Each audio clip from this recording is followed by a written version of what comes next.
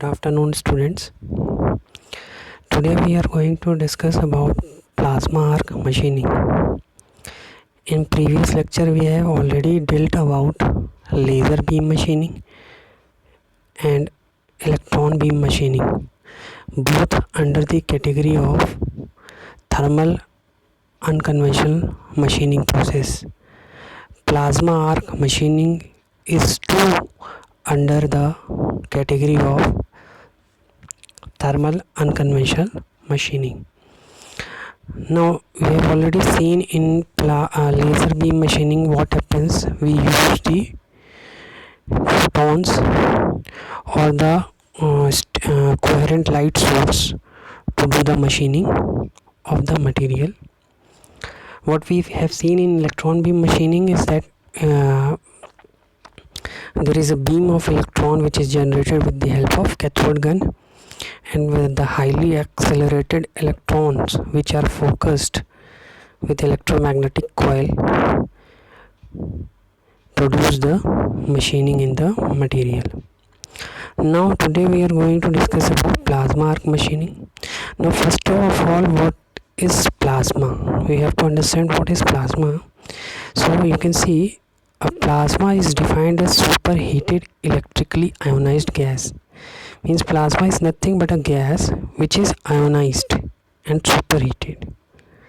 The gas which is superheated electrically ionized is known as plasma.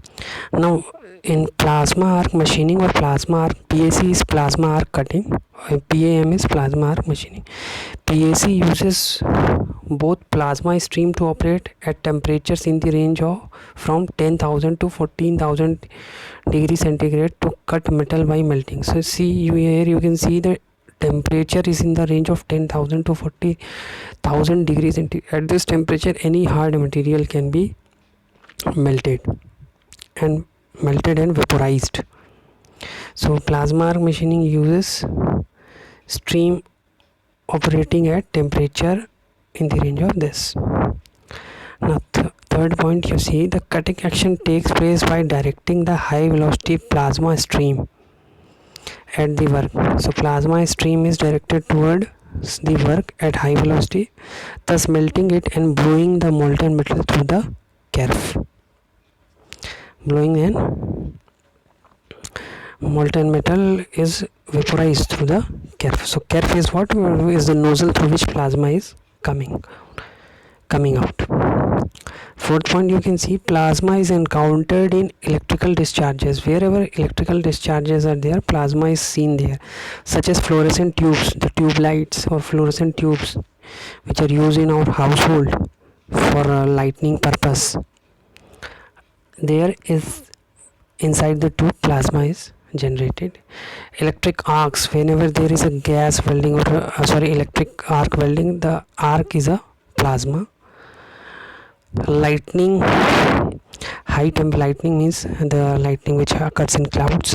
High temperature combustion flames and the sun. High temperature combustion flames wherever the combustion is taking high temperature, and sun inside the sun. They are all in all these things, or in all these places we observe the plasma.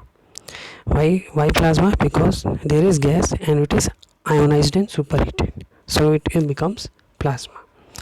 Now see the next point. Most application of PAC involve cutting of flat metal sheets and plates. So flat metal sheets can be cut with the help of plasma cutting and plates can be cut. Operations include hole piercing. You can also make hole punching can be made, or piercing can be made in the sheet, and cutting along a defined path. And so any contour can also be made with the help of plasma arc cutting or plasma arc machining. Let's say the last point, PAC was initially employed to cut the metals that are difficult to machine by conventional methods. As we have already studied that these unconventional machining process are being used because of the limitation of the conventional methods. However, in recent years, PAC has been also used to cut the plain carbon steel, stainless steel and aluminum steel.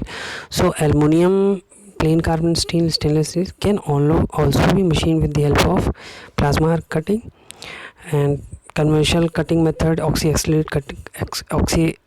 cutting is already there, but even for cutting hard materials, these can be used for cutting the conventional materials too. Now if I think you have got what is plasma and what is basically plasma arc machining. Now coming to the next slide, principle. What is the principle involved in plasma arc machining? See, when heated to elevated temperature, gases turn into distinctly different types of matter, which is known as plasma. When gases are heated to high temperatures, distinctly they are not no remain gases, they become plasma. When gases are, see the second point, when gases are heated by an applied electric field, electric field has been applied and it is, the gases are being heated due to applied electric. An igniter supplies the initial electrons, so there is initial supply of electrons which accelerates the field before colliding and ionizing the atom. So this electron has high velocity, tries to accelerate the field before colliding and ionizing the atoms of the gases. The free electrons in turn gets accelerated and cause further, so once the gas is ionized, there are more free electrons and they are getting more accelerated and cause further ionization, heating of the gases. The avalanche means continuous production of electrons, and this creates a big a lump of electrons and ions. So avalanche continues till steady state is obtained, in which the rate of production, so this avalanche will continue as the lump, coming electron coming out, ions forming will continue till the rate of production of free charges is balanced by recombination of the loss of the free charges. So what will happen, there will come a stage when there will be electron formation in certain amount, and in that certain amount only there will be combination of these free ions to get stabilized, and when these atoms or ions combine to form the atom, there is release of energy because it is exothermic process. So see the recombination and loss of the free charges to walls and the electrodes. So once they recombine, they will produce immense amount of heat. Electrons will be formed and simultaneously they will combine, so immense amount of heat will be generated. See the next point, the actual heating of the gas takes place due to the energy liberated when, see what I said, that actual heat will be generated when the ions will take the electrons and recombine into atoms, when atoms recombine into molecules. So ion recombining to make with electron to form atoms, atoms recombining to form the molecules. This will liberate energy, and this energy will be used to superheat the gas, and that gas can be used as a plasma to machining purpose. Now mechanism of material removal. What is the mechanism? The metal removal in PAM is basically due to the high temperature produced. Correct, very correct. The heating of the workpiece is as a result of anode heating. Anode heating will be the workpiece, cathode will be the nozzle or electrode, due to the direct electron bombardment plus convection of heat. So electron will directly also bombard on the anode, that is workpiece, as well as convection of heat will be also there from the high temperature plasma that accompanies the arc. So both of this will together heat the material. The heat produced is sufficient to raise the workpiece temperature above its melting point. So 10,000 degrees centigrade, even you see steel, titanium, these have temperature around 1500 to 3000, 4000 maximum hard material, and the temperature generated in this plasma in the range of 10,000 to 14,000. So any material will be melted. Heat produced is sufficient to raise the workpiece temperature above its melting point, and high velocity gas stream effectively blows the molten metal away.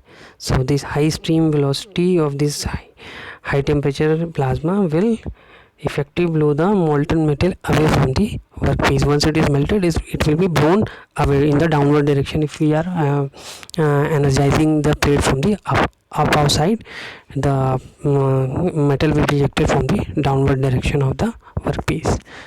Now see, this is the plasma typical torch construction. Here you can see that there in the center portion, here it is the cathode, this is the kerf or the nozzle tip, inside this is the arrangement of the cathode, and this is the plasma arc. This black one is the plasma arc. Now this, as the arc is generated, is superheated, huge amount of temperature is generated at the nozzle, so that has to be, see, the cathode has been retained over here inside the nozzle. This is the cathode electrode.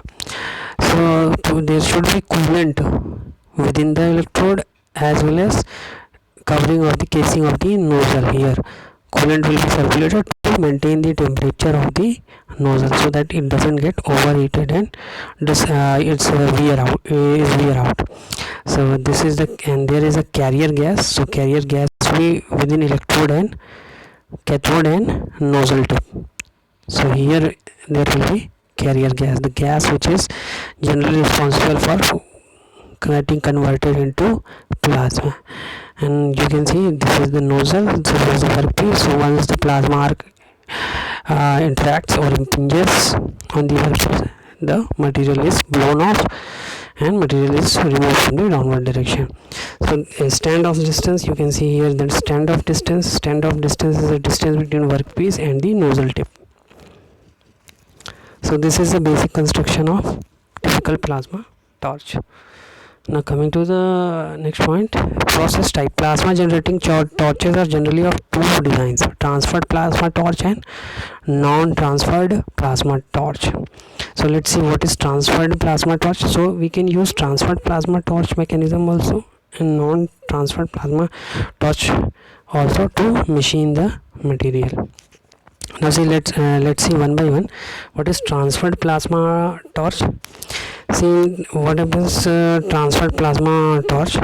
In this torch, the cathode is connected directly to negative of the DC source. So there is a DC source and cathode, that is electrode inside the nozzle, is connected to DC source, while the anode nozzle is connected to the positive supply through a suitable resistors to limit the current through the nozzle above, and the nozzle is connected to anode with suitable resistors so that current can be limited to 50 amperes in the nozzle.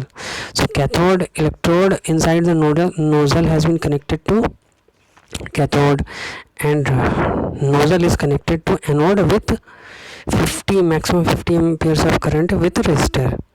Now this has a special significance, and simultaneously, see the next and second point, the metal workpiece process is then connected directly to the positive of the supply. Similarly, the anode is also connected with the workpiece. Nozzle is also connected to the anode, and workpiece is also connected to the anode, but nozzle is connected with a circuit of resistance, and maximum current in nozzle can be 50 amperes. So what will happen, the metal workpiece to be processed is then connected directly to the workpiece to the positive supply, is correct. When ignited, a plasma flame is established between cathode and nozzle. So initially there will be a spark generated between cathode and nozzle, which provides a conducting path. So this arc, when generated inside the cathode and nozzle tip, this will just give the path for high current constructed arc between the cathode and workpiece. Plasma arc will be generated within nozzle and cathode, and it will be providing the path to the plasma to move towards the workpiece. Conducting path for high current constructed arc between the cathode and once this arc is struck. So once the arc between cathode, nozzle and workpiece is established, the pilot flame is disconnected. So the circuit which was connected to anode with 50 ampere current and resistance is disconnected. Now the arc has been established between cathode and workpiece. Now this arc has been established and it will do the machining process. This method is limited to cutting, welding and hard surfacing of the materials. So it can be used for cutting, welding and hard surfacing. And the thermal efficiency of this process of transferred plasma torch is 85 to 90%, which is very good as compared to non-transferred plasma torch. Now let's see for the transferred. This is the diagram for transferred plasma torch. Here you can see what has been done. The cathode has been the electrode, this electrode has been connected with cathode. This is the plasma gas supply in between nozzle tip and nozzle and cathode. And this is the below you can see the positive charge is here. You can see the let me take the pen, I show you here. Here you can see this is the workpiece which is positively charged. In this you can see the positively charged, and this initially this tip was positively charged 50 ampere with resistance. So initially pilot arc was established between nozzle and electrode. Once the arc has been established between this, the constructed arc has been got the path to move from here to here. Once it has struck, this will be closed. So the final arc will be what? The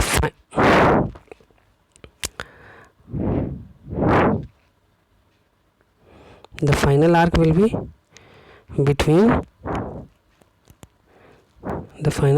between electrode and workpiece. So arc has been established, and this machining will plasma will be supplied continuous, and there will be machining will be occurring. This was the transferred plasma torch. What will happen in non-transferred plasma torch? In this torch, the DC power source is connected directly across the cathode, and the nozzle, thus ionizing DC power source is connected directly across the cathode and nozzle. Thus ionizing nozzle will be connected to anode. Workpiece will not be connected with the anode. Only cathode will be the nozzle electrode will be connected to direct negative charge of the DC supply, and nozzle will be connected to positive charge of nozzle DC supply, and workpiece will not be connected. So what will happen? Thus ionizing the high velocity gas is streaming towards the workpiece. So the gas inside the nozzle will be ionized, and it will be streaming towards the workpiece. The anode dissipation is lost unless heating of the nozzle. So anode dissipation is lost unless is useless in heating of the nozzle. So what happens, in this process, in the transfer, there was no heating of the nozzle, but in this process, what is the drawback? There will be continuous heating of the nozzle, and heat will be dissipated from the nozzle, so there is wastage of energy, which was not in the transferred plasma torch case. So the electrothermal efficiency is about 65 to 75%. So in that previous case and transferred one, it was 85 to 90% efficiency. In this case, only 65 to 75% efficiency. So the transferred plasma torch has more efficiency. And here you can see the diagram. Here you can see the electrode has been connected to negative supply. This is the plasma, and there is this nozzle has been connected to the positive supply of DC source, and the workpiece has been not connected to the any power source. So this is the arc will be generated between electrode and nozzle. This arc will be stream towards the workpiece, and it will do the machining process. Now process parameters. What are the process parameters in case of plasma arc machining? Parameters that govern the performance of PAM can be divided into three categories. What are three categories? Those associated with the design and operation of the torch, means design and operations of the torch, like electric power delivered. How much electric power is being delivered? How is the design of that system, so that the quantity of power being delivered through that system. The gases used to form the plasma, which type of gas is either it is air or any other gas which is being used as a plasma. The flow rate of gases through the torch, what is the flow rate of that gas? So if these parameters are varying, then end effect of the plasma arc machining will be will be varying. The orifice diameter through the nozzle duct. So what is the orifice diameter through the nozzle duct which plasma is being passed out? Second is, this was first was on the basis of design and operation. The second, those associated with physical configuration of the setup. How is the physical setup of the configuration? Torch standoff distance. So the distance between torch and workpiece. What is the angle of the work? How much is the angle of the work? Depth of cut. How much amount of depth of cut is being considered during the machining? That will affect the end condition of the workpiece or end result of the process. Feed into the work and speed of the work towards the torch. So feed is the how much amount of feed you are giving, and speed of the work towards the torch means work is moving at what speed work is moving towards the torch. Feed is in the transfer direction, that you are moving the torch at what feed rate. That will determine the surface finish or quality of the workpiece which is being machined. Now third one is the environment in which work is performed.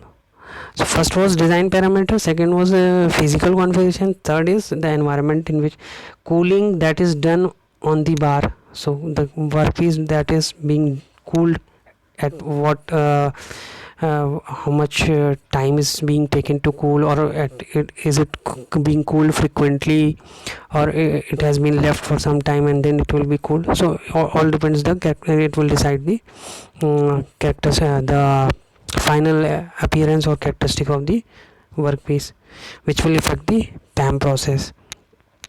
Any protective type of atmosphere used to reduce oxidation. If there is any enveloping gas being used for removing the oxidation of the exposed high temperature machined surface, and any means that might be utilized to spread out or deflect the arc and plasma impingement area. So is there any mean being used to deflect the plasma arc?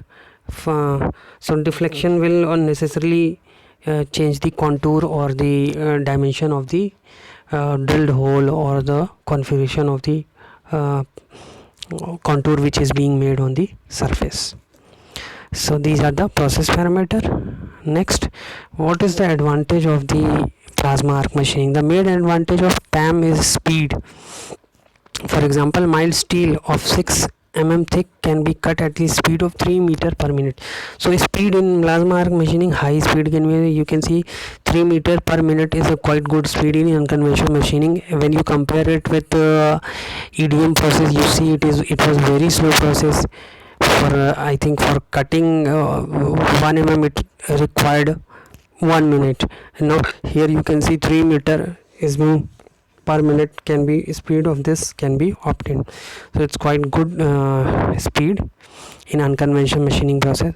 The plasma arc can be used to cut any material, even to non-conductive materials like concrete can also be cut, because concrete temperature is also below 10,000 to 14,000, since it is primarily a melting process. Due to high speed of cutting and deformation of sheet metal is reduced while the width of the cut is minimum. High speed of cutting, deformation of sheet metal is reduced while the width of the cut is minimum. So width of the cut is, so in the third point you see the means due to high cutting speed the deformation of sheet metal is reduced while the width of cut is minimum. So means we are moving with a quick speed, so the heat affected zone will be, deformation is heat affected zone will be less, and the material will not deform from its original shape and size.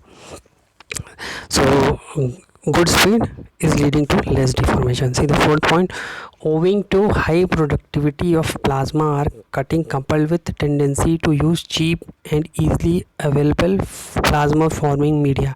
See what are the materials which are used for making the plasma? Air, water, ammonia. These are cheap materials or cost effective materials for producing the plasma. So this leads to the high productivity of plasma arc cutting, because the cost will be less in producing plasma, and the material for producing plasma is cost effective. So PAC is finding ever since application. So that's why the plasma cutting is finding its application in majority of the areas. So see the next point. Fifth, smooth cuts free from contaminants are obtained in the process. So smooth cuts can be made, and that will be free from contamination. There is no source of any contamination in this process. Profile cutting of metals, especially of stainless steels and aluminum, can be very easily done with the help of PAM. So stainless steel and aluminum can be very easily cut with the help of PAM. And conventional materials, these are the conventional materials which can be, as we are able to cut the unconventional materials, hard materials. So these are much softer relative to those hard material. Operating costs are less when compared to oxy fuel torch. So as we have already discussed during the lecture, that oxyacetylene torch can be also used to cut stainless steel and aluminum, but as compared to that, its cost is, plasma arc machining cost is much less, so it is cost effective, can be automated. So this process can be automated.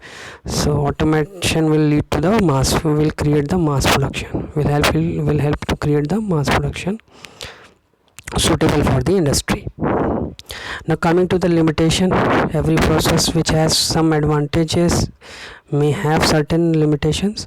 So the first is, the main disadvantage of PSE is the high initial cost of the equipment. The initial cost is in all the unconventional machining process generally higher than the conventional machining process. So initial cost is high, however it can be made economical if the quantity involved is large and thickness is up to 50 mm. So 50 mm is quite good thickness, and if the thickness is up to 50 mm, this process can be made economical even though the initial cost is high. Well attached drops on the underside. Well attached drops on the underside of the cut can be a problem, and there will be a heat affected zone. Already told you that there will be heat affected zone in all the thermal process. So this is the thermal unconventional machining process. So what happens during the undercuts, basically it is the melting of material. Those melting material drops will be attached to the underside of the cut, and the depth of HA depends upon the material and its thickness. So the depth of HA is a heat affected zone, which should be minimum, will depend upon the material and its thickness, which type of material is being used. So naturally there will be some heat affected zone in plasma arc machine. Smoke and noise, lot of noise is produced during plasma arc machining, and smoke is there because plasma is a gas and which is being ionized, and it is being made to plasma, so there will be a lot of smoke. Sharp corners are difficult to produce because of the wide diameter of the plasma stream. The plasma stream diameter is much more as compared to laser beam machining and electron beam machining. Therefore sharp corners will be little difficult to produce from plasma arc machining. Burrs is often produced. There are burrs, small metal projections are there in plasma. Taper on the workpiece may occur. So tapering may be occurring, like if there is a drilling of hole, and there may be production of taper in the, so the upper diameter will be somewhat different to the as compared to the lower diameter in the same cut. Now coming about the application of plasma arc machining. See the first point, chiefly used to cut stainless steel and aluminum alloys. It is preferred to oxy fuel cutting because it produces comparatively smoother cuts and free from contamination. In oxyacetylene there is oxygen, and that creates a problem of contamination, while in PAM there is no chances of contamination because oxygen is being not used separately as a fuel, and it will produce completely smoother cuts. So another second one is the other metals which are resistant to oxy fuel cutting and hence can be cut by PSE are magnesium, titanium, copper, nickel, and alloys of copper and nickel. These cannot be cut with the help of oxy fuel cutting, so these are resistant to oxy fuel cutting. So these can be cut by with the help of plasma arc cutting easily. And plasma arc cutting can be used for stack cutting, plate beveling, shape cutting, and piercing. So it can be used for stack cutting. If 3-4 plates are stacked together, it can be cut simultaneously. Plate beveling can be there. There can be plate bevels can be made with the help of plasma. Shape cutting, piercing, many operations can be done with the help of plasma arc cutting. It can also use for underwater cutting. So sometimes plasma arc machining is also helpful in underwater cutting, very useful in those regards. Fifth is the plasma jets are used for welding materials like titanium, stainless steel, etc. These can be used for welding. The titanium is very hard material having high melting point. This can be welded with the help of plasma arc machining. Sixth point, plasma arc is used for depositing filler metal on the surface to obtain desired properties. So it can be used to deposit filler material as well on the surface to obtain the desired properties like corrosion resistance, wear resistance, toughness, or anti-friction properties in plasma arc. If we do plasma arc surfacing, so these material can be spread to make the base material corrosion resistance, wear resistance, toughness, and anti-friction property. The plasma arc can also be used for spraying this prepared surface of the base material with droplets of molten metal to obtain the surface of required thickness. So it can be also used to make the sheet, produce a sheet from a base sheet to required thickness sheet by spraying the material from the nozzle to the surface of the base material. So these are the application of plasma arc machining. So by this lecture, so